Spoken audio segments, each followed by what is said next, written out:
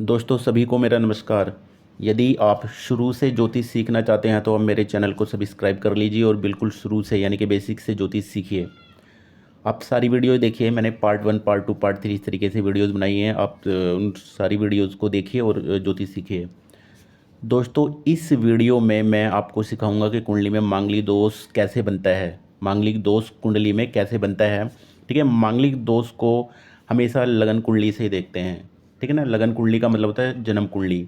जन्म कुंडली कहते हैं कहें या लगन कुंडली, बात एक ही है, ठीक है ना। इसको हम लगन कुंडली से ही इसको देखा जाता है। लगन कुंडली से ही मांगलिक दोष देखना चाहिए।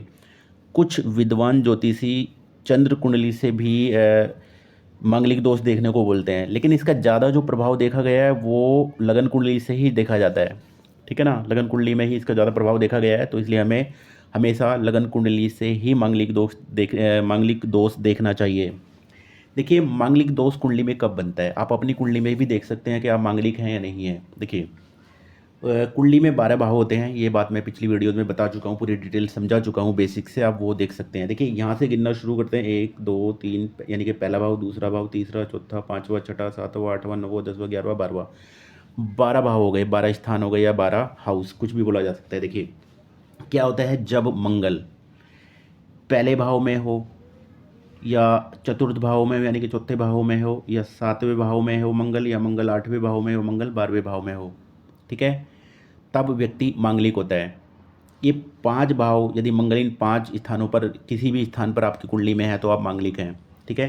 पहला भाव, चौथा भाव, सातवां भाव, आठवां भाव और 12वां भाव, ठीक है। जब इन स्थानों पे से किसी भी स्थान पे मंगल होगा कुंडली में, जन्म कुंडली में, तो व्यक्ति मांगलिक होता है, ठीक है। मांगलिक दोष का परिहार भी माना जाता है। परिहार से मीन से मांगलिक दोष नहीं माना जाता कुछ स्थितियों में, कुछ परिस्थितियों में, वो भी मैं बताता हूँ।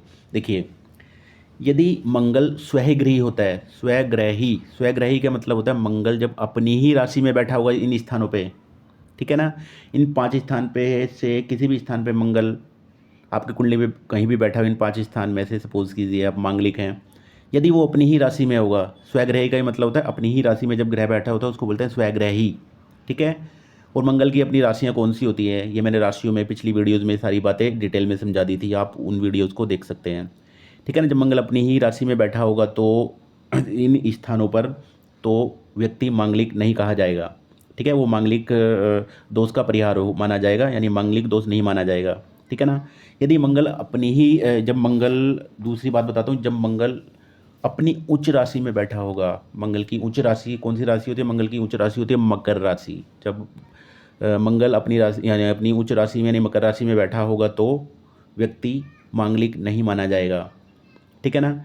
यदि लगन कुंडली में, यदि लगन कुंडली में क्या होता है, यदि चौथे स्थान पर, ठीक है ना, और 7वें स्थान पर और 12वें स्थान पर मंगल बैठा हुआ हो, ओ सॉरी शनि बैठा हुआ हो, मंगल ही शनि बैठा हुआ हो, ठीक है ना। इन स्थान पे तो खैर अभी मैंने बताया था मांगलिक होगा व्यक्ति।